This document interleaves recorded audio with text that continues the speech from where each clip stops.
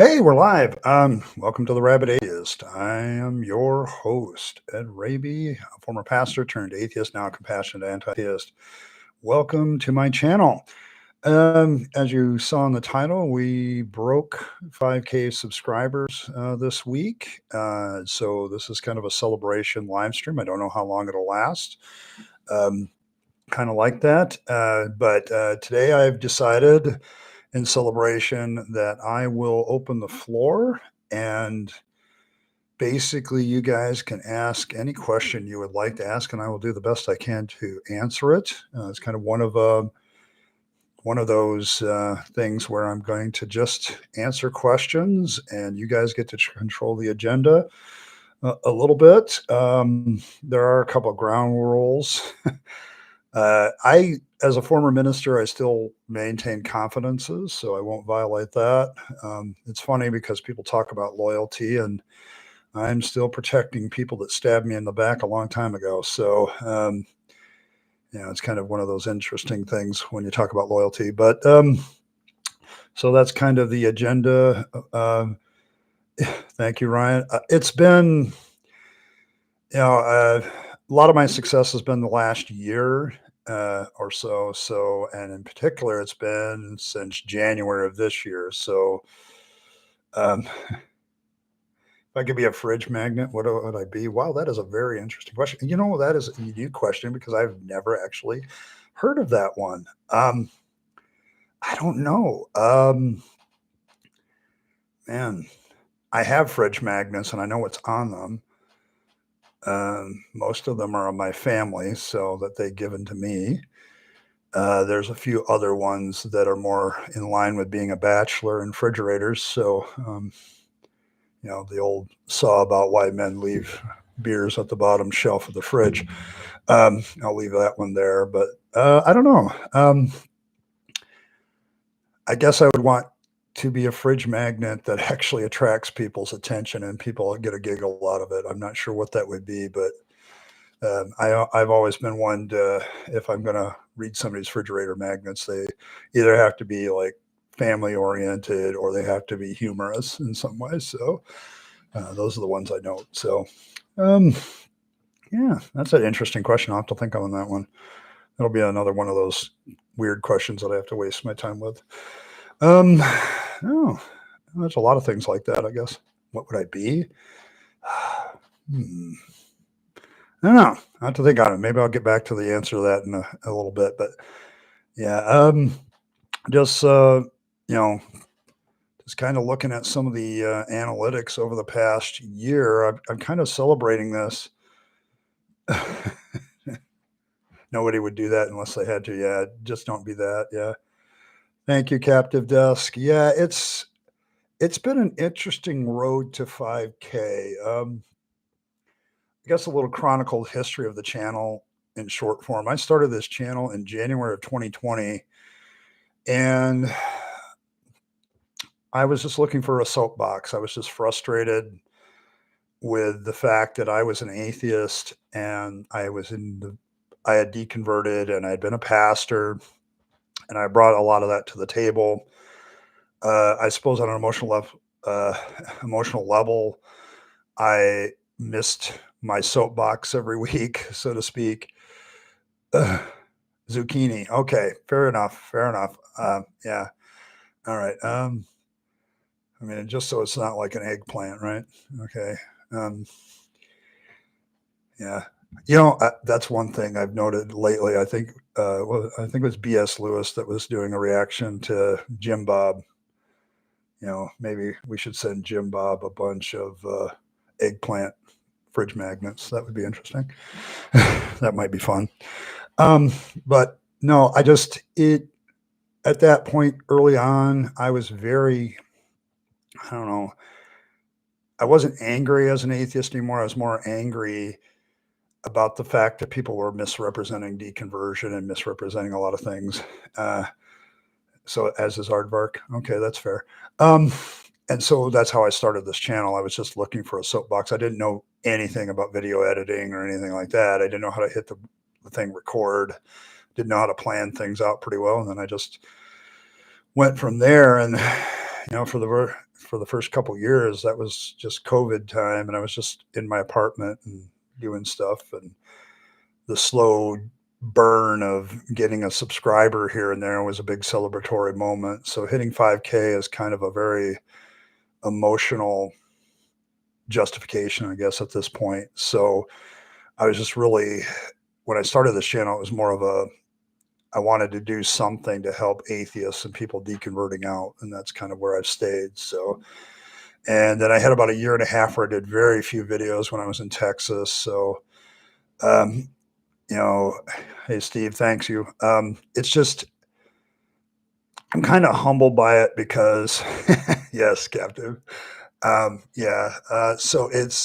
I'm kind of humbled by this because when I started this channel, I really didn't have any plan for growth or anything. I was just kind of like, I think some things need to be said. And I started saying them, and I started learning video editing, and I've gotten better at it. I still have a lot to learn, and most of the growth has been the last year. It's just been since I left Texas and came home and started putting my energy into this channel. I actually had a debate about that because I had started another channel, but um, it's kind of, I've said it before. It's like Godfather 3. Every time I try to get out, they keep pulling me back. And here I am back in the atheist sphere. And, it's been a wild ride. But January I had, I don't know, 1,000 subs got added in January, and that hit me to 2K. And since then, it's been kind of this slow burn to get here to 5K. Somebody mentioned that my overall views are getting close to 365,000. So yeah, roughly about 1,000 per day, so to speak. In actuality, like it's more like 295. So, but yeah, it's been a wild ride. So yeah, all right. I'm sure there's all these wonderful questions you've been dying to ask me. So ask away. Don't be afraid. I will treat you with the same chill gentleness. Yeah, I've honestly, Martin, I've had to debate that because one of the things I noticed was the stress level was getting high doing like 5 videos a week. That's why I've backed off to about 3. And I'm hoping the live stream will take some of the pressure off of that. Yeah, okay. Hey, there's Triple E. All right. But yeah, it's I don't know. My personal thoughts on hitting this live mark is I'm very humbled by it. I think I'm resonating with a lot of atheists out there who have come out of the faith, and I think that's the big draw most of the time. And as Prophet of Zod said this week, he's not all that rabid. He's actually pretty chill. I'm thinking of putting that on the back of a T-shirt. I think that's one. And the idea of being a compassionate anti-theist has been, a hallmark of mine. I don't remember anybody else saying that term before, but yeah, I know, asshole. Okay, I've gotten over the knife attack. Okay, it's all right. Um, I don't know. I'm very humbled by the whole thing. When you're in, I, when I was in the ministry, I never really had a big ego about it. That was probably one of the reasons I got out because I didn't attach my personal ego to the whole thing. Um, so there's that. So I don't know. Trucker. Okay. Okay. You guys are being normal in chat. That's good. That's good. I don't know.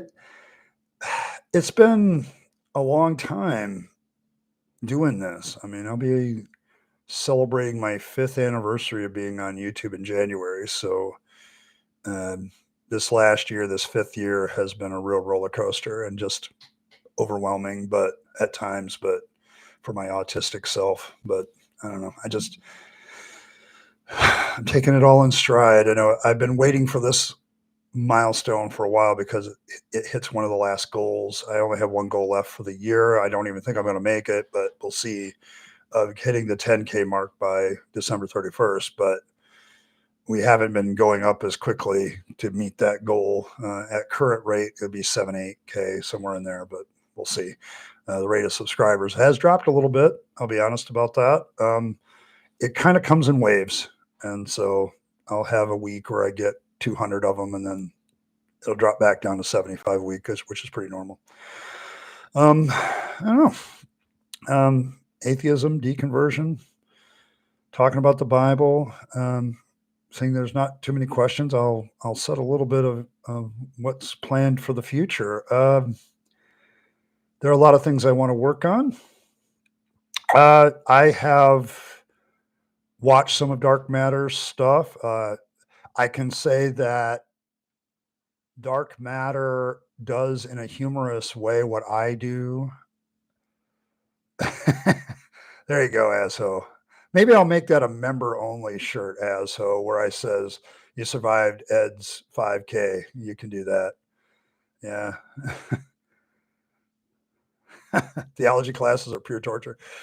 It depends. I mean, I have a lot of fun with it now, but getting back to Dark Matter. Dark Matter is one of those guys that I would watch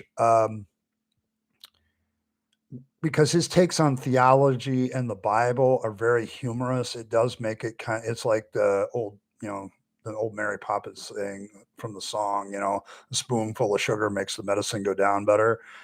And I think when you talk theology and Bible, humor helps a lot. And talking about it in the sense of it being mythology. Yeah, he's very brilliantly funny, but he's making a lot of really good points. Yeah, I know. The lecturer is a hardcore Catholic. Yeah, my condolences, Bren. I don't really know what to do with that anymore. I haven't been on a college campus in a long time, and I miss it. I miss the atmosphere of it. I was a student very recently, so somebody was remarking about the fact that I'm still, I'll still be wearing shorts well into when snow is on the ground, and that's because of my hypersensitive to heat. Yeah, I can see that. Dark matter is the source of a lot of people's deconversion, because when you can be humorous about it, I know for a lot of me, and I think Paulogia would also state, like George Carlin, his monologues on the Ten Commandments, his monologues on religion being BS. So it's like, it's that humor that gets past your wall, and then you have to think about it. He's very, like Dark Matter. Yeah, Fred, he's very humorous, but he is always very accurate. Um, you know, there's so much to be said for humor in this. That's why I kind of added the memes, because it gives my emotional response, my immediate emotional response, and then I get back to my chill, whatever, Prophet Azad's idea that I'm pretty chill response to a lot of things. Did Dave block you? I don't know. Dave always blocks you. I don't know. I have no idea. It's you, asshole. I love you because you're the kind of person, in a sense, that I hang out with anyway. I don't like people that, it's a level of, resonance there, because I relate to you a lot in a lot of ways. So, and that's probably why I don't block you, and everybody else seems to want to. Yes, Fred. I'm trying to get to that level. That's why I backed off to one reaction video a week, is I want to get my research into those topics a little bit higher. Probably still not as high as theirs. I know, like, Paulogia will research something for 3 weeks and then finally put together a script. It's a lot of hard work, and I don't have the time working a job and doing all the things that I want to. And my research library isn't what it used to be. When I moved from Texas, I left a lot of things behind, and part of it was my research library. But with the internet, I don't always need it. I just need to find new places to look. Bren, you will find that people love to keep their favorite toy, and Yeah. um, I really wish in academic circles that religious people were called out more for their. Can you prove that would be a good question to ask a lot of religious people, because if the lecture was Islamic, would there be the same reaction? If the lecturer was, say, a Hindu lecturing on the pantheon of Hindu gods, would the reaction be the same? Okay, and I think it's funny how in the Western world and countries affected by the Western world and that whole philosophy, that whole British Empire thing, that Christianity is just so readily accepted without question in a lot of places to this day. In my own country, the Deep South, I remember being in Texas and thinking to myself, boy, they just really accept what Christianity says without a lot of criticism around here. And, it's interesting that some of the most notable atheists come from Texas. I can see why that is, because you have to really fight hard in that environment. But there's still places in Europe that are like that. If you go to Eastern Europe, there's still heavy religion. Um, but the Western Europe, there's still places like Italy. Uh, okay. All right. Yeah, thanks for stopping by. Is it Rinka? Okay. Thank you. Yeah, okay. All right. Thank you. Thank you, Kruger. Thank you, sir. Or ma'am. I don't know. Yeah, stunning. Okay. All right. Fair enough. Um, yeah, the Ukraine is still 86% religious. Russia is still very highly religious. Uh, that's shockingly okay. Fair enough. Um, I don't know. When you consider the rest of the world, being religionless and being an atheist is still very rare. If you put all the rest of the world into it, the Middle East is almost certainly very Islamic. Africa, there's this tug of war between Islam, Christian, and then the native religions still have a powerful sway in Africa too. Latin America, very, very Catholic still. Far East still has the Eastern religions, Buddhism, so on and so forth. So the rest of the world is still very religious, and those of us in the West that have adopted a non-religious stance are still a very much a rarity. Um, okay, all right. I mean, but to me, the question of normalizing atheism is a job I will not complete. I'm just one of the many laborers in that effort because of what I know about the rest of the world. One of the things I did learn from my teaching experience about a subject is when I was teaching world geography, looking at we had to look at the religious element of various parts of the world. And what was very stand out to me was how religious the world still really is, and how rare atheism as a whole is from a worldwide perspective. You could throw China in there as atheist, but you can't say that all of the Chinese are atheist, okay? Because I know for a fact that there's underground Christian movements and other religious movements inside China. So are they all really all that atheist? It becomes a question.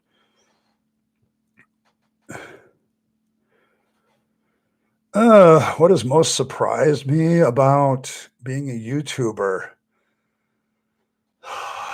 Is any during my channel? I think I think the most surprising thing has happened very recently, a few months ago with the whole Jim Bob debacle. I, in my dealings with apologists, they'd always been very, at least, had the veneer of politeness. These pre-suppers surprised me by the fact that they are so like angry and try to get under your skin, that like their main tactic. Uh, and this is why I say presuppositionalism is kind of a new movement. Maybe it's been around for a while as more of an academic thing, but the current presup crowd in YouTube is they try to get under your fingernails, so to speak. They try to definitely get emotional reaction out of you, and then they'll just like, oh, you're just angry at God or whatever. And I never thought I'd see the day where apologetics had stooped so low as to try to get an emotional response, um, and get underneath the skin of the atheist on purpose. Okay, like it's, you look at somebody like Jim Bob, for instance, he spends the vast majority of his reaction time cussing out atheists. Okay, he doesn't, he just, he calls them stupid, what is it, pig snakes or whatever.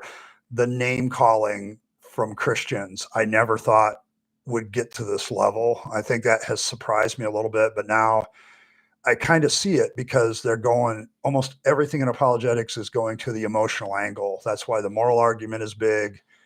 That is why, attacking atheists and atheism is more big. Um, it the fact that apologetics has always been this, we're trying to rationally make gods make sense, has shifted from that to, well, emotionally not having a god is unsatisfying. That's the argument now, and that's the main argument.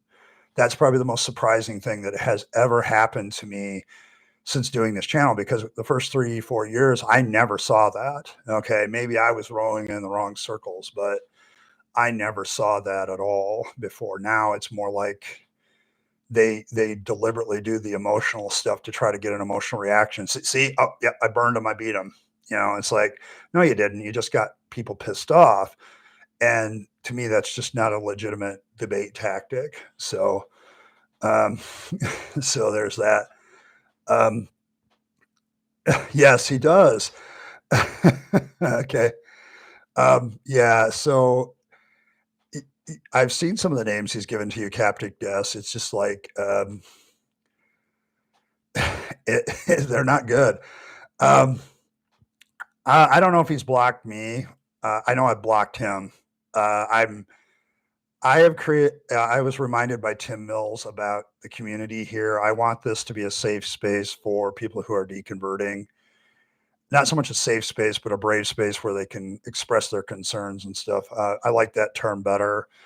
Um, there's no such thing as a safe space, but there should be places where you can talk about your deconversion and stuff. And I was watching Tim Mills live stream on his, what's on your mind. And he brought that up. And I said, yeah, I just want a place where people can talk about this stuff without being yelled at. Yes, Bren, the China thing is more complex. It is definitely more complex than people want to make it. I do think, um, I think that's something that needs to be looked at, because I know there's a lot of underground religious movements in China. So, and they're not small either, they're big. So you might have this case where a citizen is very openly, publicly atheist, but behind closed doors, he's something else. So uh, there's that. Um, Steve, I remember when I was in Texas, there seemed to be a church on every corner in Houston too. It was a big town, but it had these huge mega churches, and they seemed to be everywhere. Um, well, thank you, Martin. I do. I think the approach of being compassionate and being an anti-theist at the same time has been yes, the waffle meme. Yes, I'll definitely use that more in the future. My reaction coming up on Monday, I'll probably end up using the waffle meme a couple times. So, yeah, yeah. Somebody's asked me. Um, well, Captive Desk, congratulations on winning a contest. That's great. Okay, I would consider that a badge of honor. Um, but yeah, Brent, I'm working on the thought of having guests on, because I know that for me, keeping a discussion going like this for a whole hour and a half can be difficult at times. So I'm, having somebody else to kind of carry the conversation while I take a break might be helpful. But I want to spend a couple months getting used to doing this by myself and being in front of the camera like this myself, and dealing with my social anxiety. Me and my therapist have talks about this. So I conditioned myself to handle things for about an hour and a half, and then I have to check out. Same thing happens when my daughter has a birthday party for one of the kids. at some point in the evening. Yeah, I'm sure you're going to help me be a pro ASO. I'm sure that'll happen. I do appreciate Aso. Me and Aso badger back and forth, but I do appreciate him. He was my very first member, so and it made my day because I was at a point at that point where I just started membership, and I was like, do I really want to keep doing this? And then almost as soon as I asked that question, Aso became a member, and then a few other people became a member. So kind of justified my um, staying in this. So yes, Rick, you will find that apologists like to use this thing called word salad a lot. Yeah, in a sense, as how you did. You can take credit for saving the channel.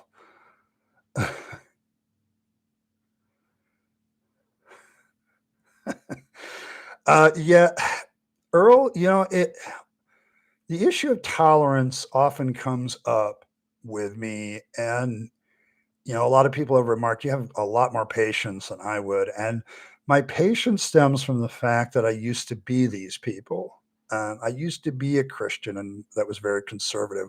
When I was in Assemblies of God, I was a very fundamentalist minister because you had to be, okay, or otherwise you weren't going to be in the Assemblies of God. And I used to get on back in the day when they had these things called forums. I used to get on forums and talk about with atheists all the time.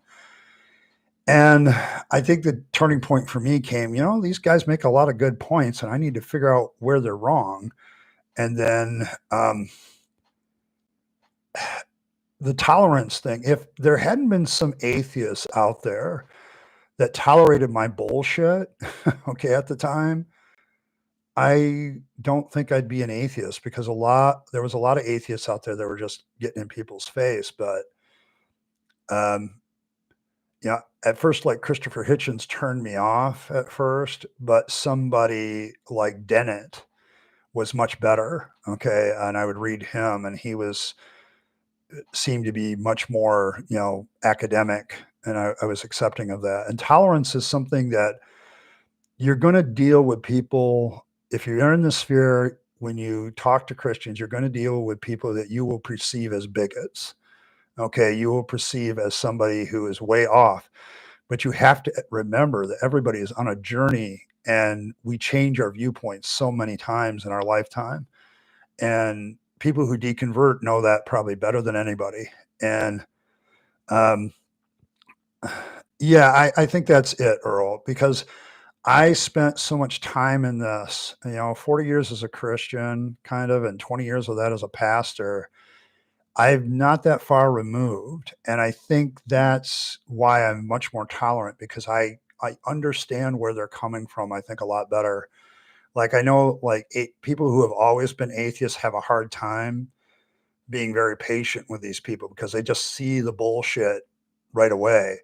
When you're indoctrinated and you have to pull yourself out of that, that is a much, much difficult question. It changes your attitude about different people's viewpoints. But yeah, I've had conversations with Christians that I would consider now to be very bigoted against atheism and very bigoted against, like LGBTQ and all that stuff. But I remember, 20 years ago when I was that, okay, and what was I thinking and all the stuff that I'm entrapped in and all the indoctrination and all that stuff.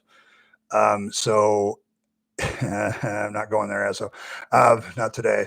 Um, it's just being more tolerant of viewpoints, more tolerant of language. They're not going to use the same language that we use. They're not going to use the same way of thinking that we use. Our way of thinking from the time I was a Christian till the time of now is radically different.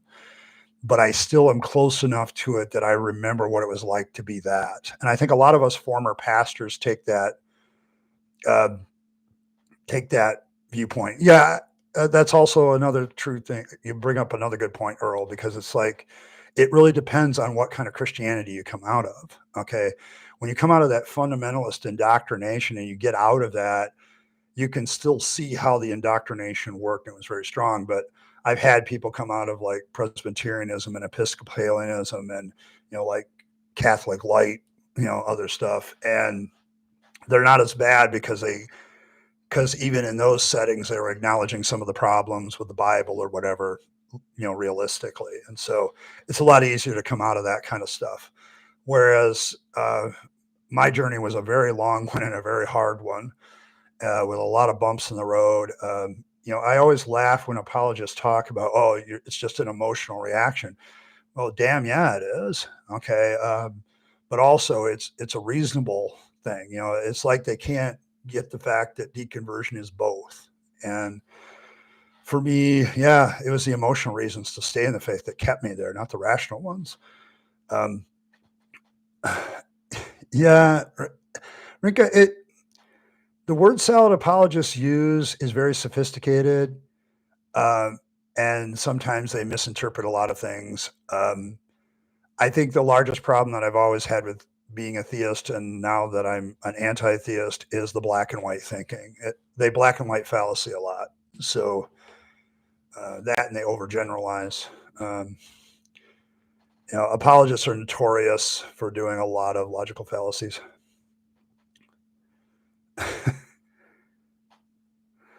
Yeah, Earl, it really depends on your community. I get my family, I think, knows. I know my oldest son knows that I'm an atheist. He was one briefly, and it says he went back, but he's kind of a religious light kind of thing. And I think that's more social political for him because he's a football coach on a major, well, not on a major college campus, but on a small Division III campus. So he's the head football coach there. So I think there's a part of it that's a personal thing to just avoid controversy kind of thing.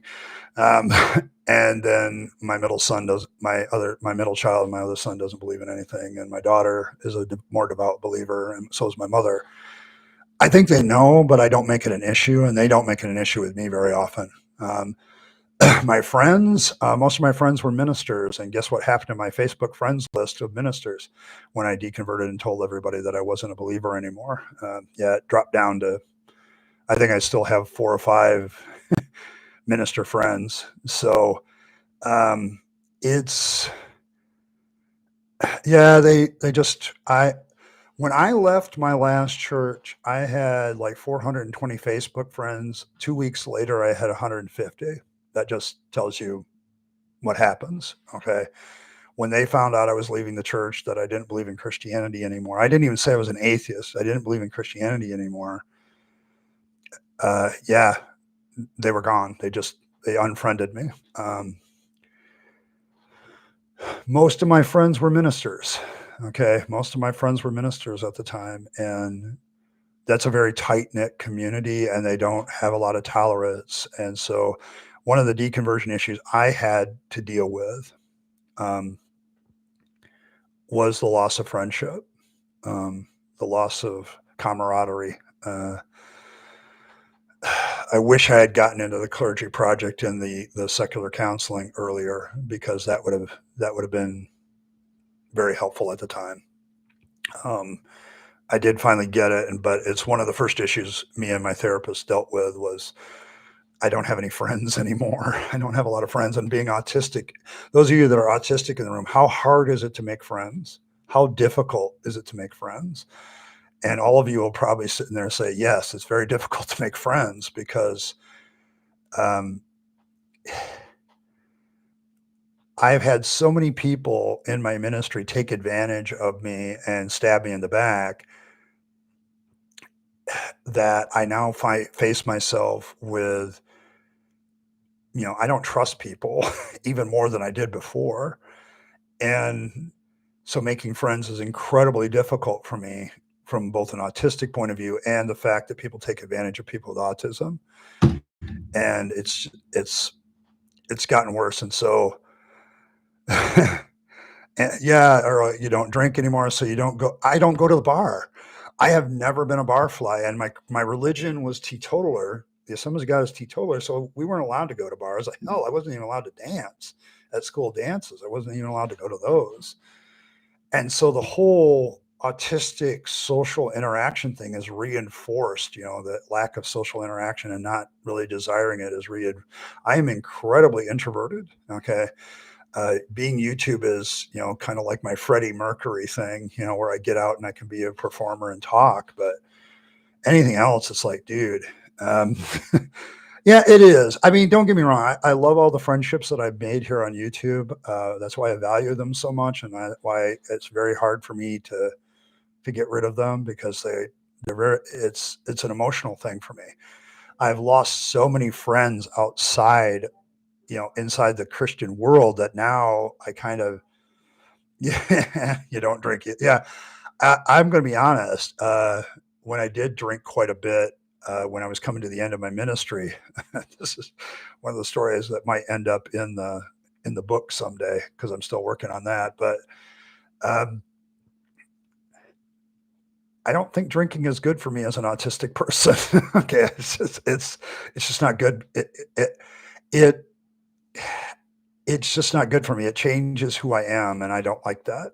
So um, yeah, I don't know if it made me behave normally, other than it kind of got rid of my social anxiety to a point where I could kind of step out of my zone a little bit. But man, I just don't like it anymore. I haven't had a drop probably in a couple of years now. So I do it at social events. Like if my middle child ever decides to get married, I'll probably have some alcohol there. But I've become very much a social drinker, and that's pretty much it. Yeah, I get the panic attacks too, Earl. People ask me to describe this. Okay, how can I put it? My hypersensitivity reinforces both my anxiety and depression at the same time, and so alcohol kind of dulls that, and it does do that for me. But then again, I'm not. Yeah, it is alarming for that reason. Okay, because it allows you to be social. The problem is, yeah, we got to get out of that. Yeah, it's a carousel you really can't get off. You're right. Like I'm gonna be honest. It's one of the things I constantly deal with. This last weekend, my town had this festival. Okay, it's literally 2 blocks away from where I live, and I thought about going, and I realized that I would have to drink a lot to do that, and then I didn't want to do it anymore. So because I knew that at some point it was going to wear off and that would lead to a panic attack or a depressive episode. And I just don't need that. So, from an autistic point of view, I'd say if you can get off alcohol, it's a good move, but it also means your social lubrication is going to have to be something else. And I don't know, that's a hard one.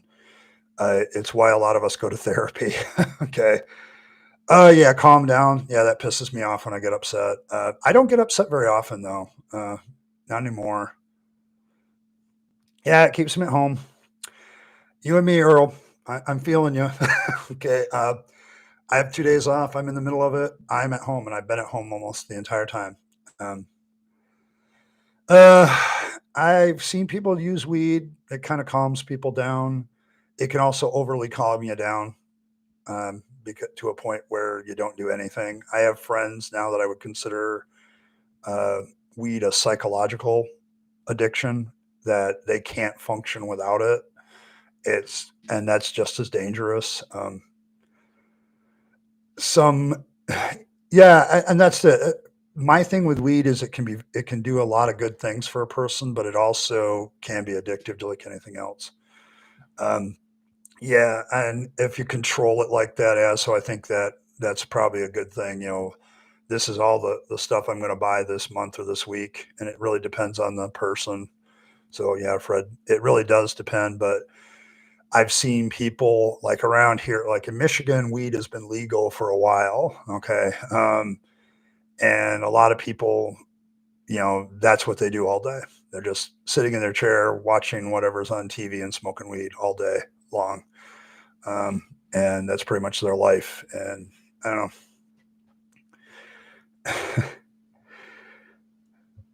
Yeah, I think I'm a little bit better than that, Earl, because I think my being a pastor kind of trained me that I had to do a little bit more than that. And that's, you know, you have to do certain things like go to church every day. I mean, I've told people I miss, some sort of social organization to go to that, but as an autistic person, I'm still trying to figure out what that would be. So I'm like, I don't know. Um, yeah, I mean, I think a lot of us autistic people live online. We live at home and online. That's our social interaction. Yeah, COVID did do that to a lot of us. I know a lot of extroverts had problems with COVID, but for us introverts, we kind of rolled with it, but it also reinforced our introversion. And for us autistic people we mask all the time and all that anywhere. So yeah, that's kind of it's a bugaboo for all of us. My therapist, I think, is very right. There's far more people that are on the spectrum than we want to admit. Okay, and it's now opening up the eyes of a lot of people of why people do what they do. So I hope that there's Lyric, there's Michael. Okay, thank you guys. Yeah, yeah. I Lyric, that's a deconversion issue. I actually get a lot. Um, it for me. At first, when I deconverted, there's a lot of things I want to do. I put a lot of things on my bucket list of things I wanted to do that were quote unquote sinful, sinful. And I think and the funny thing is, the more I looked at them, I was like, well, am I just doing that stuff to experience something genuinely, or is it just me giving the middle finger to my former life? And that's really been the issue. And so a lot of things I just don't do anymore. Um, Substance abuse is not something I really dealt with because like I said, I spent 30 some years in a teetotaler organization, no cigarettes, no weed, no drugs, no alcohol. And so you just got used to being that way. Okay. A lot of people were under the table, I know, in my church, but for me, I kind of stuck with that because I ended up being, you know, uh, more of a minister in it. And then when I got out of it, I was still kind of trained that way. So somebody says, well, it might be a benefit. Yeah, I think the thing about life now for me as somebody outside the church, when it comes to this stuff, quote unquote, sinful stuff, it's like, is this really something I want to experience, or is it just me giving the middle finger to my former faith? I think it's probably for me. I find myself, I don't really think I want to give the middle finger to my former faith as somebody who's trying to reach out to them and talk to them. So, um, life without the internet. I think it's given some of us people that are introverts and autistic a way to be social. I think that's a positive. But if we didn't have that, I don't know what we do. I, I think back in the past, if I'm reading my history right, introverts were kind of dragged along by other people who adopted them. Okay, so yeah, it's a blessing and a curse, as Earl points out. It really is, but at the same time, I really should, yeah, so to speak. I really should rub shoulders with real people more often. I really should get out more, but at the same time, it's just so easy to pop my computer on and go to a live stream and like this and talk. Okay, it's much easier to do that. And yeah, yeah. So I don't know. There's a lot of issues when you deconvert that are very personal, and it's what pisses me off about apologists when they say, it's just an emotional thing. It's not just an emotional thing, but to say emotions aren't a part of it, yeah, that's just bullshit too. It's very much a part of it. When I in 2016, I spent an entire month emotionally dealing with the fact I didn't believe with God anymore. I took a sabbatical. Earl, yes, I am very touch starved. One of my hypersensitivities is touch. Um, and most of that is positive hypersensitivity. Actually I have cut myself at work and not realized it for an hour because my pain sensitivity is very low, but my pleasure sensitivity is off the chart. Okay, so like I had recently, I think this woman was kind of flirting with me at work, and she touched my arm, and it was a very positive sensation. And it, you know, there's a danger there, Earl. Okay, there's just a danger there for me. But I do feel touch starved. It's like when I go. The reason I go to family events is I get hugs from the grandkids. I get hugs from my daughter, my son, my mother. Um, you know, that usually happens once or twice a week, and I live for those days. Okay, and it's just I feel like I don't get enough of that, and so one thing I do. My ex and I's relationship was a lot of things, but I think up until the time I announced I wanted a divorce, we at least managed to say, I love you, I love you kind of thing as a ritual and hug each other and give each other a peck. But today, yeah, I don't get that at all. I really want a good relationship, but it's the touch starved thing that's driving me that. I do get that, Earl. It feels painful. I think it really depends on what type of hypersensitivity you have there. That's one thing I'm learning about hypersensitivity. It can go either way. Um, I know some people are hypersensitive to light, for instance, and what it's a pleasurable thing to them because they see more of the colors and stuff like that, and it's very positive experience. For me, it's like, God damn, it's so bright, and I'm getting a headache. And the heat thing is awful for me. Smells, I get that a little bit, Earl. I used to think what I had was allergies. My nose would get stuffed up, but it's really the fact that I'm hypersensitive to smells. It's a whole brain sensory thing, and so it's very different for each autistic person or hypersensitive person. For me, touch though is such a positive thing that it's one thing my therapist and I have talked about is that if a person starts touching me and getting romantic, that I'm going to emotionally bond with them a lot faster than they may bond with me. And then the smell thing, I've attributed that to allergies for years, but it's not. I don't actually have very many allergies. I'm just very hypersensitive to smell, and my nose just plugs up like that. Um, I've slept with a weighted blanket before at Triple E. Uh, I don't know. I got a little lighter one. Okay. Uh, the one I got was pretty heavy, and it ended up causing some rib breathing issues, and I had to back off on it. It's pretty good if I wear it from the waist down, put it down the waist down, but the rest of it, no.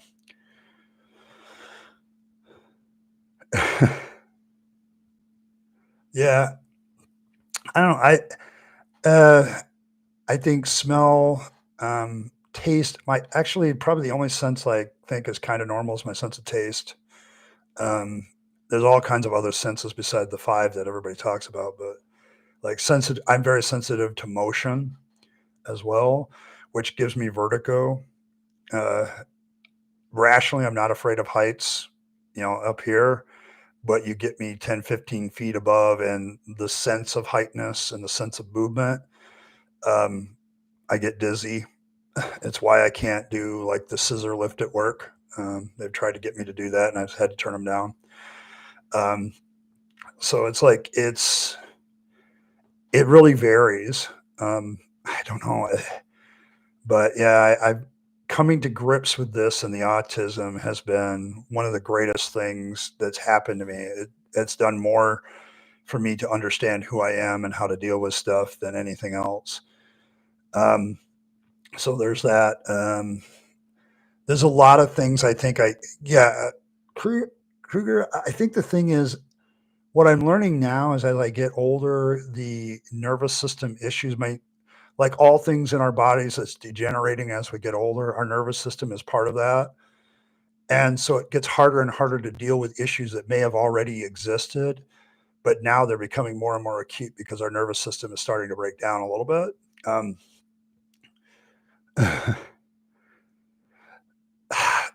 yeah, that's the thing, Earl. For me, hugs are very positive. I think you got kind of the opposite problem going on there. Um, it's a hard one for me because when I talk autism and hypersensitivity is like I have to ask what hypersensitivity people have and what direction it goes and how it works because it's so different. And that's what kind of points to me to neurology. Neurology kind of tells us that people are going to have different ways of perceiving the world because of their neurology. So, like for me, a hug uh, can make my day. Um, it's one of the things. It's very positive for me, like you. Yeah. Otherwise, don't touch you. Okay, that's fair. I mean, I like hugs. One of the negative hypersensitivity things that maybe you and I, Earl, can agree on, like, don't touch me when I don't know you're there. Okay, it just freaks me out. I think another one with touch with me is why I don't swim in like lakes and ponds and stuff. Um, uh, because the sliminess of it gets to me. It's just a very unpleasant experience for me. It's probably why I had an aversion to swimming all my life. Yeah, everything hurts. I think yes, yeah, okay. Yeah, I mean, I'll never say no to a hug. At the same time, don't touch me when I don't know it. I almost broke somebody's nose at work because they came up behind me and grabbed my shoulder. I missed them, thankfully, but yeah. And when you're 6'4" and 280 pounds, you can do a lot of damage to people without intending to. And I've been very sensitive to that, so I don't necessarily touch people or grab people for that reason. Um, thanks, Joshua. Thanks for stopping by. I appreciate it. Could be a asshole. I wear shorts until it gets below freezing and there's snow on the ground, like a lot of snow. Um, Me and my eldest son are considered weird because there'll be snow on the ground and we'll still be wearing shorts running around. So, in a jacket and shorts. So, but I'm hypersensitive to heat, so the cold doesn't bother me that much. Um, you don't want to hurt feelings. Yeah, isn't that weird, Earl, that those of us that are perceived to not have any feelings because of the masking are so concerned about other people's feelings? Okay. I don't know, man. I One of the things I run into, maybe you can help me out here, is I have very deep seated feelings about things, but because I don't show it, a lot of people assume that I don't have them. Like they act like I don't have feelings. And it's like, and they'll say stuff and do things like, I'm not going to care. And it's like, yeah, I do care. Okay. Yeah. It's one of the, this is one of the pain in the asses of being autistic because I care very deeply about a lot of things. Okay. And this is how people emotionally manipulate autistic people because people who figure out that you do care and then start to respect them, boy, do you resonate with them like that. It's quick. And then they take advantage of that. Okay. And it's like I get told all the time, one guy told me, he said, you should go into poker, because I don't know if you'd have a tell. Um, it's like, I don't know, probably do, but uh, it's like I have feelings about things. I'm really good at bottling them up because people have taken advantage of them so many times. And, it's that caring very deeply, but not being able to express it in ways people understand. And so people that know me, like my daughter now, will ask me, "Hey, how are you feeling about things?" And because I trust her and I could talk to her pretty well, she's the one of the kids uh, very much getting used to. So I'm not getting any reverb. So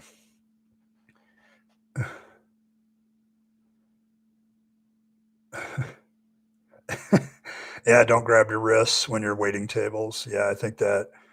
Um, so yeah, it's it's a hard thing for me. This autism thing, though, has opened my eyes to why I am. Yeah, Earl, having read some of your writing now, I would agree that it is aggressive. Okay. But mine is too. I, I get yelled at that a lot too, because here's the thing about writing for me, Earl. When I write, I am far more emotionally expressive than I am even on YouTube. Okay. Like, um, there's, there's, gosh, there's this freedom I have in expressing my emotions when I write. And I think that brings out the emotions in my writing. I guess that's why I like to write. I've only been, I've never been published. It feels more like I'm more open to express my opinion. I make it, yeah, it makes me happy to write. It just opens up. Okay. Um,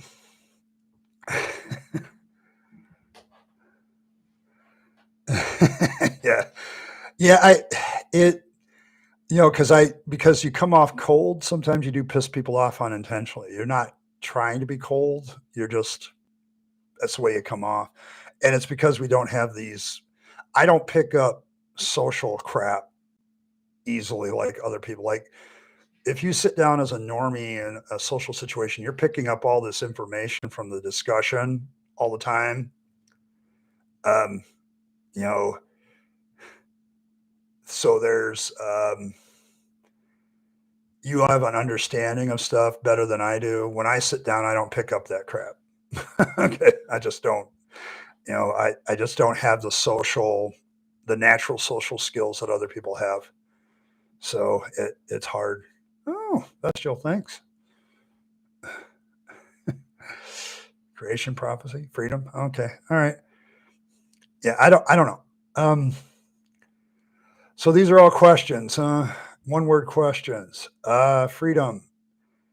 Um, I don't know. I'm asking a lot of questions about freedom, what genuine freedom is, um, given what reality is. So I can't give you a definitive answer on that one. Creation, I don't think it's created. Um, so I'll get rid of that. My experience with prophecy. So I don't think there is anything really prophetic anymore. Some people are good guessers, educated guessers, but I don't believe in prophecy anymore. Too much of it is at post hoc. I'm going to deal with that in my reaction video, because who I'm reacting to kind of goes down that road, and I'm like, yeah, that's just post hoc rationalization. But okay. So yeah, nice one word questions. Yeah, I don't know. It's all about the prophecy, natural mathematics. Um, I don't know. Does math exist if there isn't a human mind to think it? I don't think so. Pepsi or Coke? I'm a Coke guy. Actually, I drink a lot of Coke Zero, and I probably shouldn't. I like root beer. True. Mathematical universe. Only if human beings exist to perceive it mathematically, to make up the tool of math to explain it.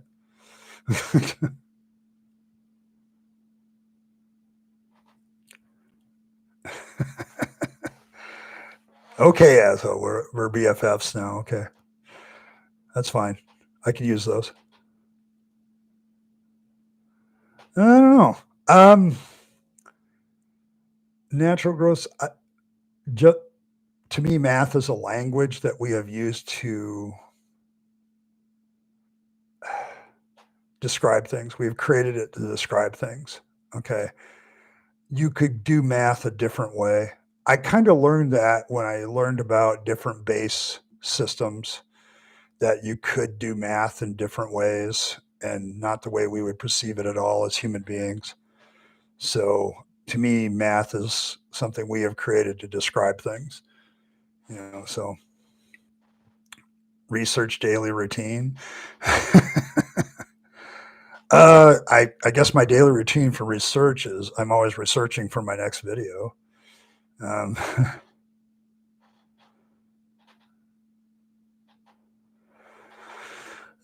discussion on writing.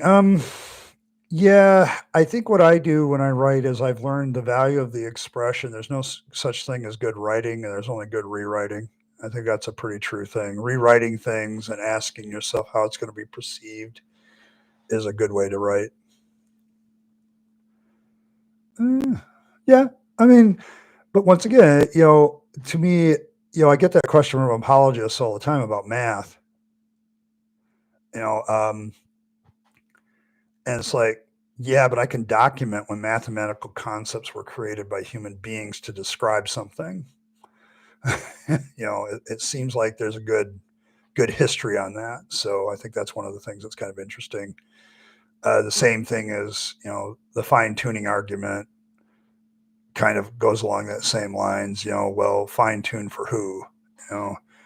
You know, you could change the numbers or whatever. It's like Zod said in his video this week. It's like God's got a dial up there, and we're dialing different things to make it work. And it's like, you know, what scriptures interest me the most? Well, it ain't the Bible anymore. I've been I look at a lot of the old stuff from the Norse mythologies these days, so I'm very much into that. Yeah, the Quran. Um, I don't know. I'm about to do. I'm seriously considering and experiencing. I've never been Islamic of grabbing whatever copy of the Quran is in English and reading it again and seeing what my thoughts are on it. What degrees am I going to get? I don't know if I'm getting any more. Um, I have to pay off the one I currently got. So, and I'm getting to the age where, unless somebody is like, here's $100,000, go to school. So I spend, I mean, I've already got three of them. So, I mean, I got a degree in biblical studies. I have a master's degree in theological studies, and I have another degree in political science. So I'm pretty much tapped out in learning things. But I do my private study right now. I just picked up an introduction to moral philosophy book, and I'm reading that because I'm doing this series on morality without God, and I need to have some good background information revived in my brain to do that. Uh, I'm asking, what am I learning at home? I have a lot of thoughts, and this is the problem. This is another autistic problem. I make a lot of plans, okay, to learn and to read and stuff like that, but I very rarely execute them. I execute a smaller percentage of them than I actually make. Um, Philosophy, yes. I also have on my reading list, I have fiction as well as nonfiction because I'm also a writer and I want to write a novel at some point that gets published. And so I read a lot of different fantasy and science fiction because I'm looking to write my novel along those lines. Um, I haven't studied ancient languages in a while. I took a year of Hebrew in seminary and bombed it because of things that were going on in my life more than anything else. I think intellectually I could have gotten it if the teacher had been different. But then again, I was also struggling with a lot of personal issues. So took 2 years of Greek. I don't know. The ancient languages. The only language I think I'm interested at all in anymore is Latin. So that's kind of more my speed. Learning that I think would open up a lot of understanding what people are talking about, like in the medical field. Yeah, life tends to get in the way. uh, I don't know. It's yeah, I think what fascinates me about Latin is it's the base of so many languages, um, and you can see it everywhere from English to all the way through all of it. The romantic languages, so to speak. Um, you see Latin in that, and that's what fascinates me about it. So it's so everywhere. I am not doing a 12-hour stream. In fact, my social anxiety has gotten to the point where I think I got maybe 25 to 30 minutes left in me. So it's at that point. I tell people it's kind of like a curve. It's really slow, slow, and then it gets to about an hour, and then it starts to do one of these numbers, and it kind of builds.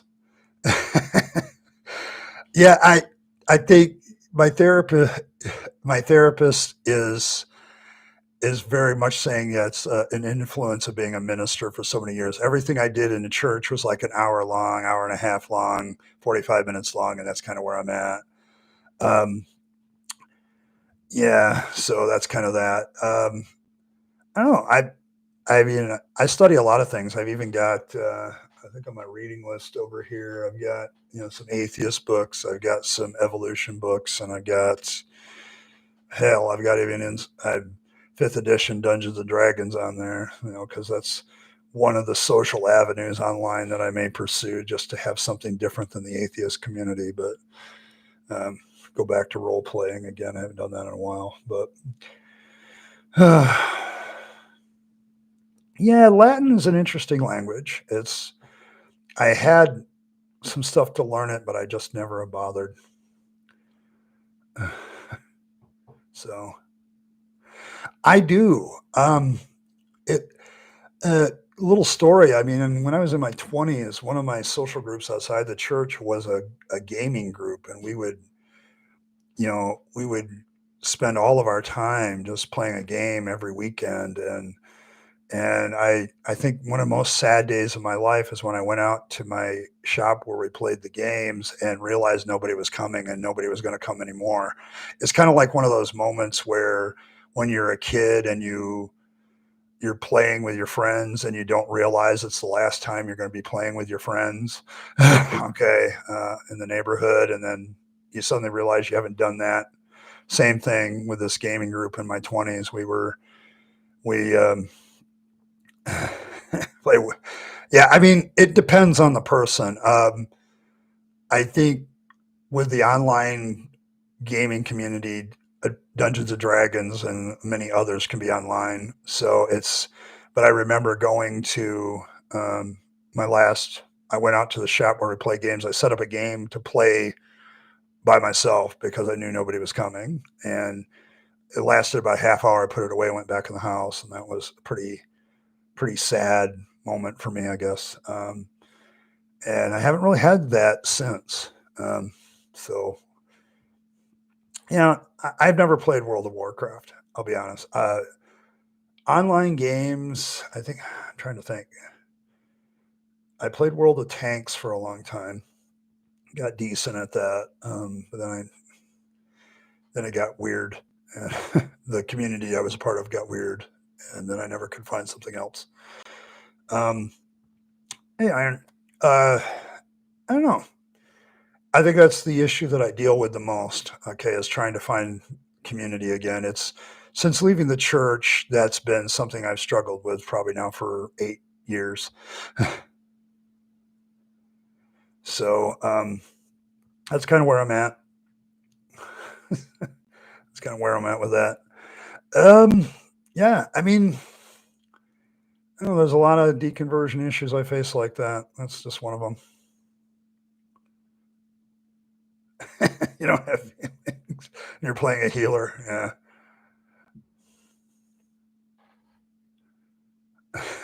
Yes, they are. I don't know. I guess not.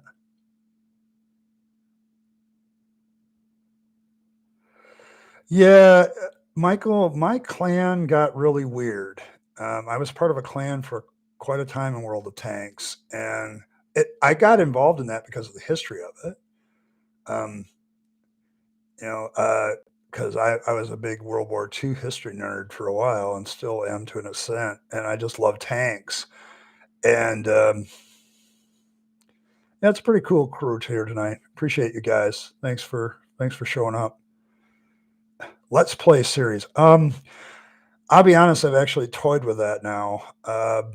I have a computer now that can play games and probably stream at the same time. My old laptop couldn't do it, but this one can. So I thought of doing more of a stoic philosophy point of view. There's a game out there that I play every once in a while called The Long Dark. It's a Canadian developed one where you have to survive. The whole objective of the game is just to survive in the Canadian wilderness for as long as possible. And it gets harder and harder as you go. There's a science fiction element to it, like this, like anything electronic doesn't work. So I've tried Minecraft and I don't like it. I don't know why. Red Dead Redemption 2 I'm currently playing. I'm playing the story mode. What a great story. Holy cow. Sci-fi, something like that. I've got a lot of different games that I'm into. The Fallout franchise has kept me going since Fallout 3. So, and I think I played the original Fallout back in the day in the 90s. So, you're reading scriptures. Okay, well, you have fun with that.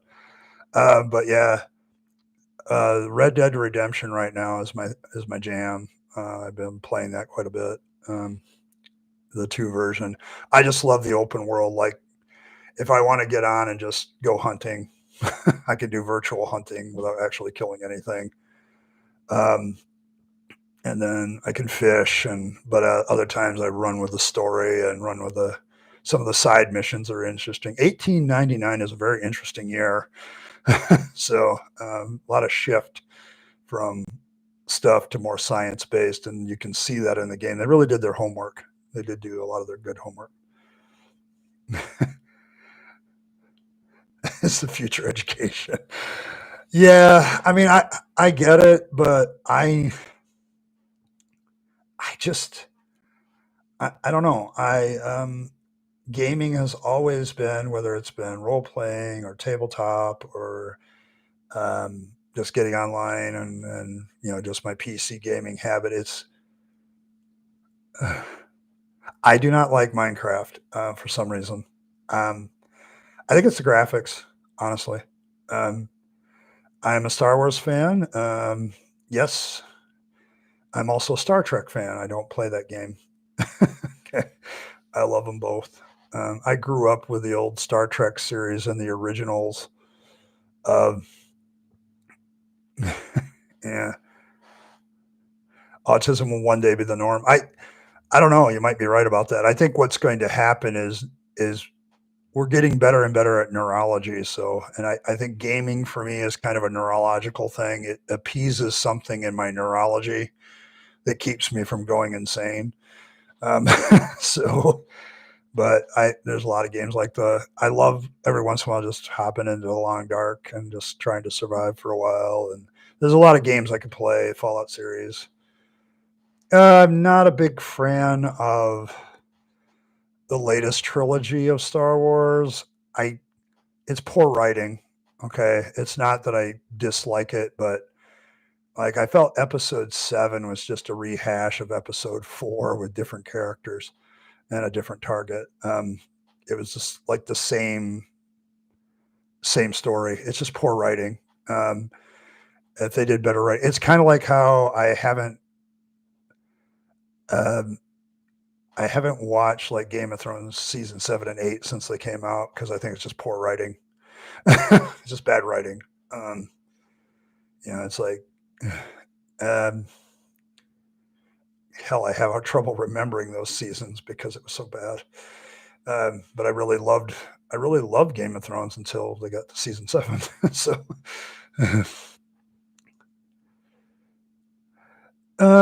yeah, I think selling it to Disney was a bad idea. Okay. Um, yeah, Yeah, I would definitely pay if I could game and make money at it, I would do it. The writing, writing is important, and I think the writers go on strike for very valid reasons because they get shafted. Okay, you get a movie that's a blockbuster. Whoever wrote that movie is the one who made it happen in a large respect. Give them some cash. Give them a percentage. I don't know. It's just you encourage writers to write better when you do that. Yeah. Thank you, Earl. I appreciate it. Welcome, citizen. Thank you. I appreciate that. I'm trying to get my membership up, so I worry less and less. You're too busy. You're keeping Earl out of trouble, so you're not allowed to game. I can see that. I can see that. But we always can welcome another troublemaker. So we can always welcome another troublemaker. We got plenty of them around here. This community has been one of my favorite things. You guys are awesome. I like that we can keep the humor level good without being insulting too much. Playful is one thing, being deliberately insulting is another. Yeah. Yeah, if you're going to kill a main character like that, here's the thing about killing Luke that bothered me. And the whole Luke thing bothered me anyway. So you have Luke here who throughout the original series believes in his father no matter how evil he is, but somehow he has a bad dream about his nephew and he goes ballistic. Come on, man. Okay, this is terrible writing. Okay, if there was a tolerant character in the original series that put up with a lot of bullshit, it was Luke. And then all of a sudden he's got no tolerance at all. It was just really poorly thought out.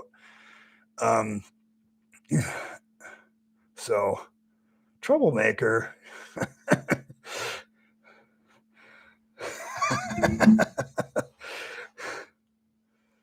Oh, thank you, Jova. I appreciate that. Hand those out. I really appreciate those of you that are being gifting memberships. Membership just helps me so much. I just focus far, far more on doing the things. Yeah, yeah. You just it. I I don't know. I mean, Yoda's death made a lot of sense. That he died peacefully, he deserved it. Um, but Luke's death just didn't make any sense to me either. Um, I also felt they were kind of rude to Han Solo, although him being killed by his son was interesting. Thank you. I killed Earl. I thank you for that. I appreciate that. Um, it's just this channel has been kind of a boon for me, so I appreciate all the gifting, the memberships. That is just so awesome. Thank you very much. And it means I got to do a little bit more work when I shout you all out now, but that'll be great. Yeah, yeah. Well, Bestial, I actually have a costume for a Sith, and I don't have one for a Jedi. That probably says something. I find that philosophical debate kind of interesting because the Jedi is always perceived as the good guys, and yet they abduct children. So, there's that. Earl, I'm going to give you some feedback on that, but it's it's also leading into some of the moral discussions I'm going to have in the next few weeks, because we're going to talk about subjective and objective morality and whether even that dichotomy is a thing. Okay, because that's actually a question. So, my Sith is Darth Vader. I've always loved the character of Vader. The only thing I ever found objectionable to Vader, the way they portrayed him, was him killing the younglings. I don't think that's in character. I don't think that's in character of. Yes, Michael, we should do that. Yeah, yeah, I'm a big Vader fan and always have been because from the first moment, maybe this is just me being analytical and autistic, but I just I always knew there was something more to the character right from episode 4 on, because he's portrayed as so evil in that episode. I'm like, there ain't no way that this guy is completely that evil. And then when they did the Empire Strikes Back, I'm like, oh, scars on his head. Something happened to this guy. Okay. And you can't breathe in that helmet. Yeah, I think Spaceballs made a lot of good spoofs about the helmet. That was beautiful. That was well done. So, but yeah, there's a lot of the problem now is there's so much damn Star Wars Sith Lords now. The Clone Wars added a whole bunch of stuff. It's just impossible to keep track of it. Yeah, he does. I think one of the more fascinating things with Darth Vader is, and getting back to gaming, what is it? The Force Unleashed. I remember when I played that game, I said, you know what? I can freaking see Vader doing that. Yeah, that is a valid point. I mean, the Sith are just upholding, who gave you the right to limit how people use the Force? Okay, when you really get down to it, who gave the Jedi this power? What is involved with that? I don't know. To me, the debate, the philosophy of the Sith and the philosophy of the Jedi are very interesting. I don't know. I haven't delved into Latin yet. Evolution of my studying. I can say this: I'm very selective in what books I read now. I do a lot of research on a book before I pick it up. Um, I read reviews and stuff because I don't want to deep dive into. As I get older, how I spend my time, okay, is very important because it takes a lot more energy the longer I live. How I spend my time. Yeah, that is kind of one of the. I think there's a part of Star Wars you have to remember that this is space opera. Okay, this is not. There's different types of science fiction, and Star Wars takes the tack more of a sci-fi fantasy kind of thing, and they're very much looking at philosophy and things like that.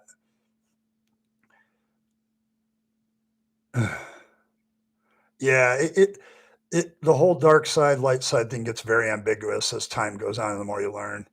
Yeah, the laser sound. So I gotta. What does the light practice? Yeah, it. I don't know. It becomes a. Yeah, it's more of a Western in space. I would agree with that. I think that's what it's more like.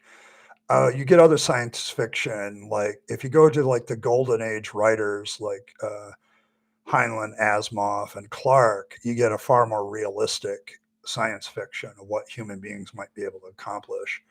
There's a couple other writers out there that with outside of the invention of some sort of stupid drive, um, artistic outlets. Let's see. Writing, I consider an art as well as a science. I'm actually that's probably one area that I really need to talk about. But I like watching painting, different types of paintings. People who do good art, I get fascinated by. To be honest, I've always been like a 1940s, 50s, 60s noir kind of art person. Thanks, BS. Yeah, yeah. Zod did shout me out. I appreciate that. Me and Zod have actually had a couple like comment discussions back and forth. He did discover that video by coming here. He saw me do it, and but I've had other conversations with him before that. Um, but yeah, but a lot of my artistic outlets are writing, an appreciation of other people's good art. Um, there was a spray paint artist I was really into about 15 years ago, but then he died of brain cancer. And he did stuff with spray paint that looked like old photographs. And, you know, he died very tragically, very gifted talent. And I still, I think, have some sort of copy of that.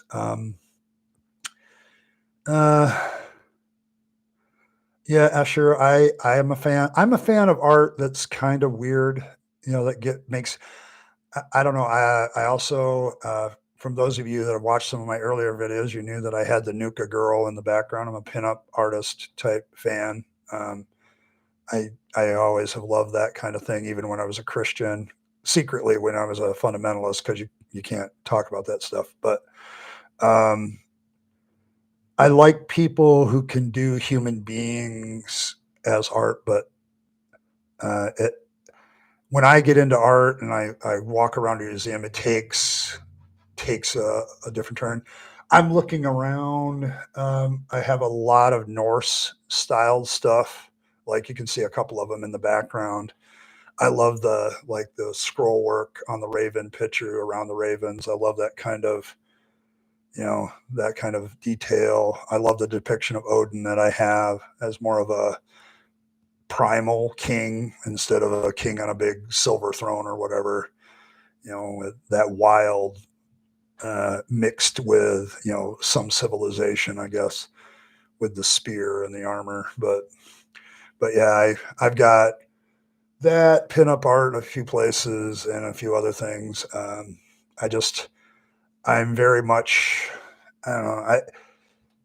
I just kind of like stuff. I mean, I bought my staff in the corner over here mostly because of the artwork of the raven. It's a very simple carving, but it's there, and then the scroll work on the staff is pretty good. Um, an angry raven.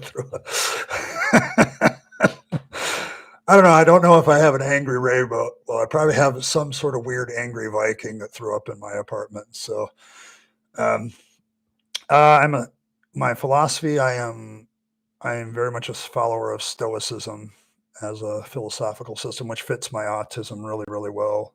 I think philosophy is utilitarian. We create philosophies in order to kind of function, and I think that's one of the reasons I gravitate to Stoicism. It works for me. Uh, the basic tenet of focusing on what you can control and not focusing so much on what you can't. And I think modern Stoics kind of add that element of, how shall I say it, influencing things when you can. 5 minute warning. Okay. I don't know. I'll keep going as long as I don't feel too bad about it.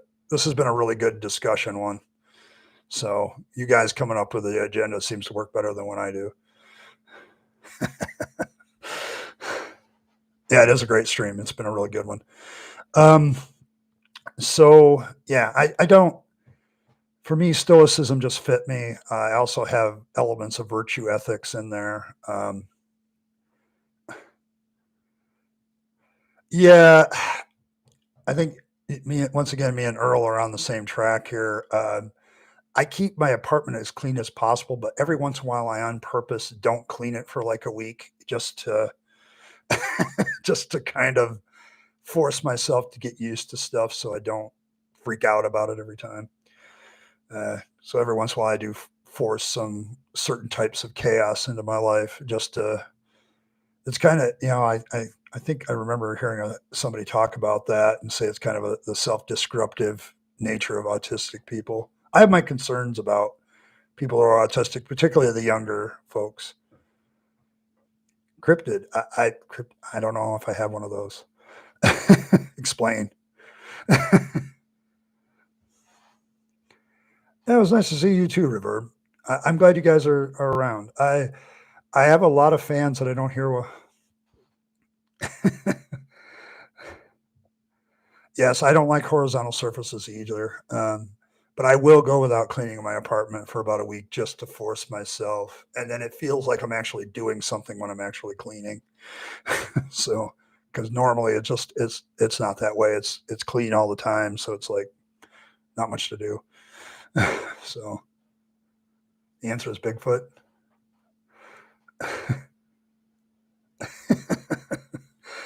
It might be an autistic thing, Earl. I don't know. I like things in order. I like things clean, but so much to the point that it's like sometimes I have cleaning day and it's like Is there anything to clean? So I will force myself to go a week without doing it so it feels like I'm actually doing something. You believe in Bigfoot? Is he really Chewbacca? Yeah, that could be true. Maybe Chewbacca has finally come to Earth. I mean, how long do Wookiees live? I can't remember. I know they live for a long time, unless they get killed. um, I mean, there is actually a fake video of Bigfoot, I guess.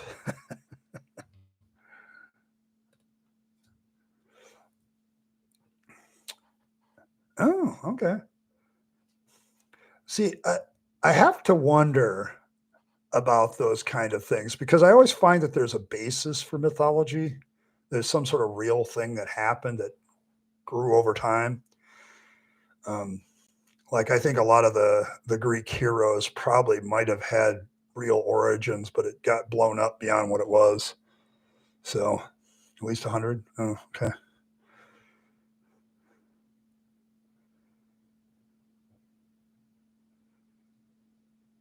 Yeah, yeah, that's a fact. Yeah, so that is. Wookiees do seem to live quite a while. I don't know if they've ever made a definitive canon statement about it, though. Yeah, at least 100. Yeah, possible. I don't know. Um, all right, yeah, it's been a good stream tonight. We've talked about a lot of topics. I think this is good for us as people deconverting and atheists. Need to get away from that every once in a while and talk about something else. Um, oh, they live 400 years. Okay, yeah, I can see that. I can see that. I do remember though I got nigged on a book report about Star Wars when I read the novel because I said it happened in the past, and like it literally tells you in the first sentence that it happened in the past a long time ago. So yeah, yeah, I think Yoda's race has a habit of living sometimes to 1,000, as I recall. He's like 800 and some by the time he dies, as I recall. Been around for a while. A very good lightsaber guy. What am I going to study? I'm studying morality right now, philosophical morality. I don't know. In the future, I may see the. For me, as a counter apologist, the argument I get the most is maybe Latin. I don't know. I'm still wrestling with that one, but the one I get the most is the moral argument, and it's like the whole morality without God question comes up all the time, and it's like somebody's got to go, you know, against that and say stuff about it and be a little bit more educated about it. Um, you can't. The problem with this whole thing in life now is there's so much to study. There's just no way for any individual to know it all anymore. There was a time in human history maybe that was the case, but not anymore. There's just so many subjects to study. I love the concept of learning Latin. Do I want to do the work? So, yeah, it's your next adventure is graphic design. Yeah, I can see that. I don't know. I may go old school when it comes to my artistic expression. I may talk about that with my therapist if it would help to take on an artistic hobby like that. Where, I mean, I don't know. I'm I'm more of a I thought about picking up my oil painting. I did that when I was a kid, and I actually liked it, but I never got into it. But maybe oil painting again. I mean, everybody can paint, right? So that's what they're told. Yeah, I mean, Kappa, I could see that, man. Programming. I think when you're deconverted, finding something that keeps you interested. Um, I almost went into math myself, Vestal, when I was in college because I was doing very, very well in it. And then I got to something I hadn't studied before. And I realized that all I was doing was reviewing all the math that I was good at as a high school student. But I had never done calculus. And when I got to calculus, it kind of burned my head. And I don't know.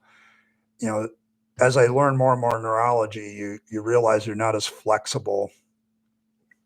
So yeah, I don't know. There's some things that I now realize, and it's very humbling that I may not be able to learn, and that yeah, I've thought about that, but I loved doing the math exercises in school. I took a lot of math when I went back to school a few years ago. So yeah, it was just I don't know. It's been fun. It was a lot of fun on campus. I miss that environment of learning, but they make you pay for it so much. So um, I don't know. I don't know. I was a pencil and paper guy for years, Earl. When I was in school, I was always doodling. I have a lot of artwork that has been left behind. I don't know where. Um,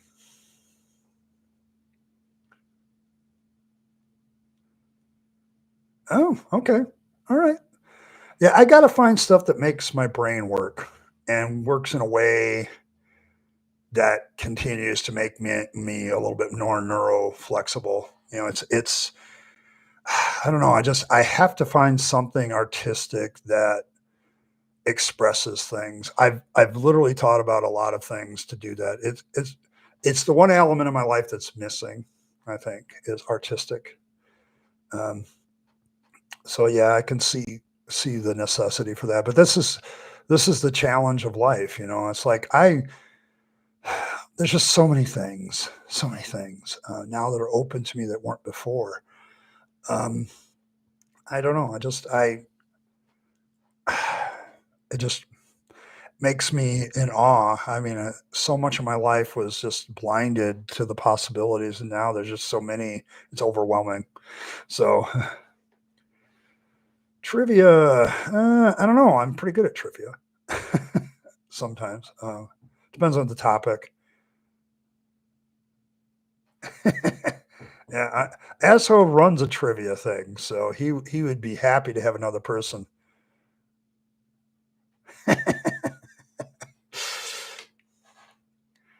Oh, yeah, it was a selfless plug. He does that a lot. I let him get away with it. I love Asho, so he gets away with a few things. Um,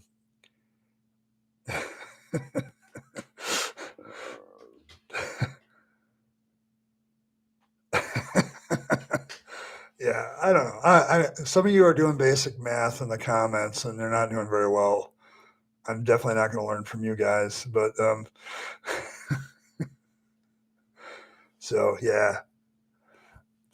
I don't know. It's keeping your mind busy, um, keeping it going. Because I spoke earlier about how neurology, as we get older, is getting harder and harder, and um, so it's kind of keeping that, exercising that is kind of is a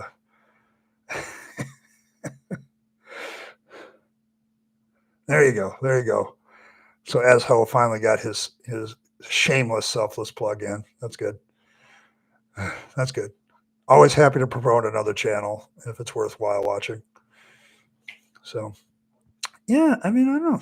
I'm trying to keep my life going. You know, I mean, I've had so many negative things in the last few years. I'm just trying to get something positive going. And today I hit 5K in my YouTube channel, and it's just like it's a moment, and it's a positive moment. It makes me like all YouTubers and everything. You get something good happens, it makes you feel good. Uh, it. I just don't know. I'm starting to realize so much about life that it you study hard, but your memory's bad. Yeah, me too. That's the issue. Remembering things, and I think that's just comes with age.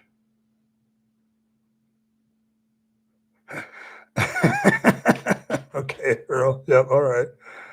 Basic trig in geometry. That's the funny thing. I went through high school and I never had geometry. Um, I never got it. But when I did it in college, it was pretty easy. I felt so. later on, so it was all right.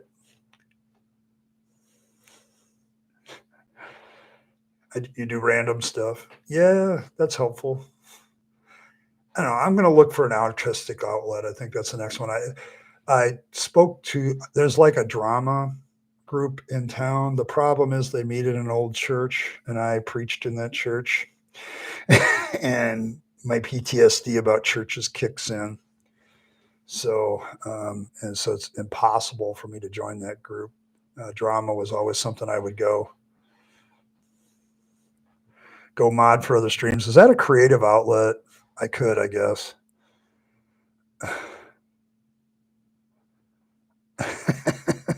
Yeah. You know, the thing is, Earl, I have learned a lot from doing this channel because I'd hear an argument from an apologist and I go, that's not right. But I don't know what's not right about it. Okay. And yeah, the moment you do that, you start to learn things that you had to learn. And so it's been really good to be on the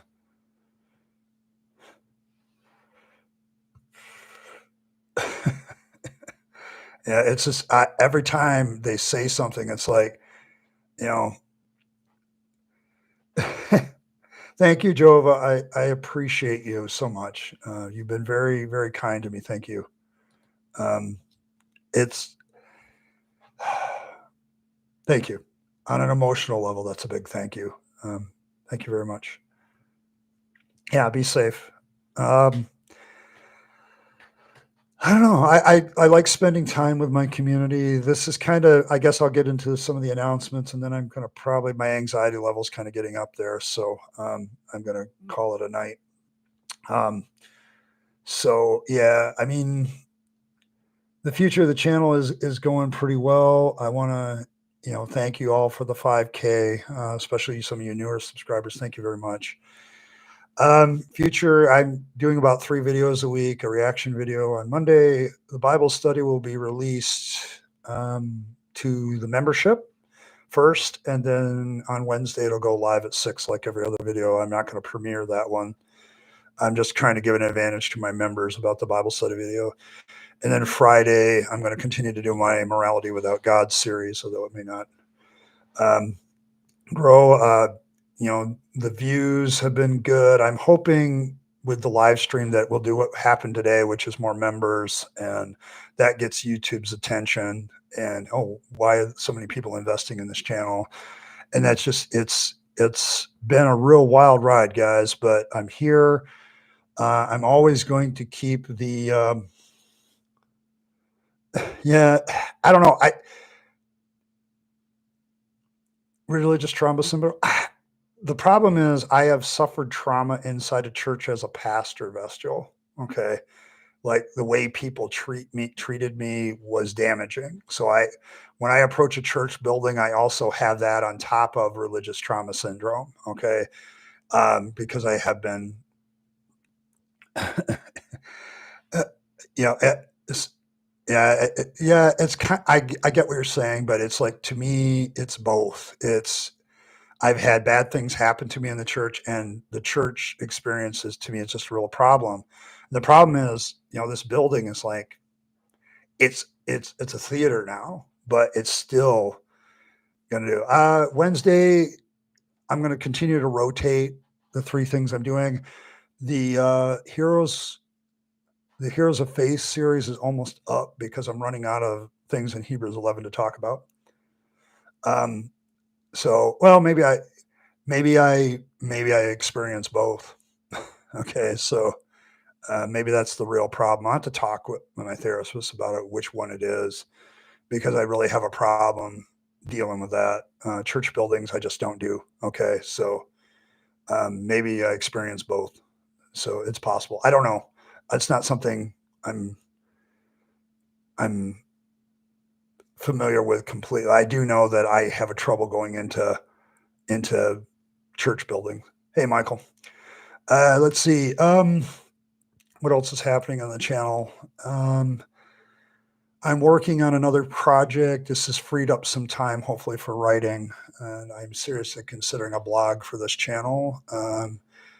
do want to look at some Merc issues, but programming has been my main focus. And the reaction videos will probably be a little bit longer instead of shorter. So,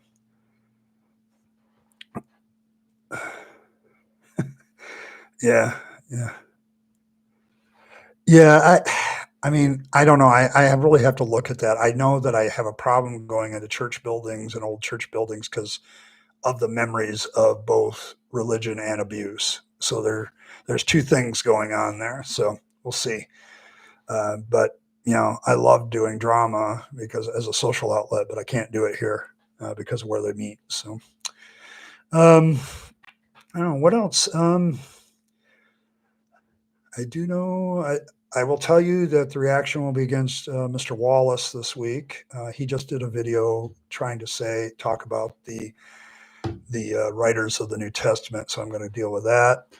And then the Bible study this week is I'm looking at Pentecostalism and Acts again. I think we're at Stephen's martyrdom, and I want to talk about the martyrdom principle that comes from. Yeah, I've had some violent experiences actually in the church, believe it or not. Um, if you also count threats of violence, um, so I've had some of that stuff.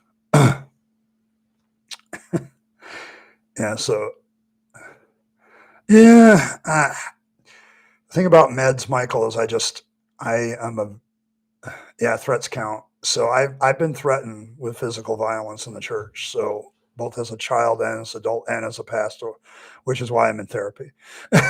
Okay, that's why I have therapy. So every other week on Wednesday. That's why I don't premiere Wednesday videos when they happen on Wednesday, because I'm usually meeting with my therapist at that time. So um, let's see. There's just a lot of things to consider. I also, hopefully, some of these questions will end up in just short snippet videos on Tuesdays and Thursdays, trying to get my view count back up. So it's kind of dropped over the last couple months, and I want to add a few shorter videos. Hopefully, that people will go on to. So some of the questions you guys have asked are definitely, yeah, can be in there. So we'll see. We'll see. Um, I think that's about it for the channel. I do want to I do want to express once again, thank you everybody that has subscribed to got me up to this 5K count. Thank you very much. I appreciate all the work some of you have done volunteer wise to do this. The shares have really helped. You know, the shout outs from time to time from different YouTubers have been great. Prophet of Zod being one of the more recent ones. All of you that have just made this a very interesting ride, and mostly,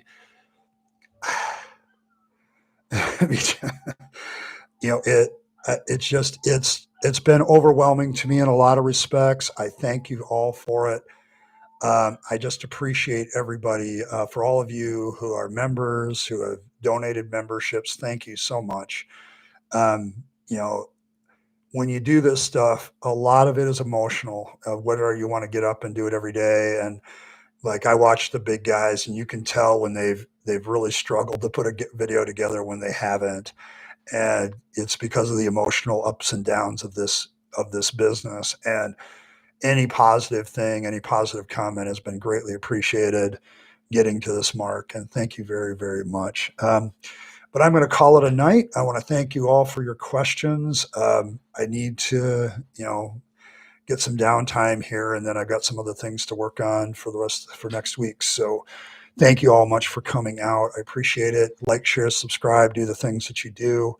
Appreciate every single one of you. You guys are awesome. Love it. And as always, live your best life. You only get one go around and then it's over. So make sure you're spending all your time, money, and opportunities on yourself, on the people you love and care for, and to make this a better world. And don't waste it on the trappings of religion and faith. That's a dead end. I speak from experience. And as always, thanks for stopping by, and I will catch you all next time. Good stream, guys.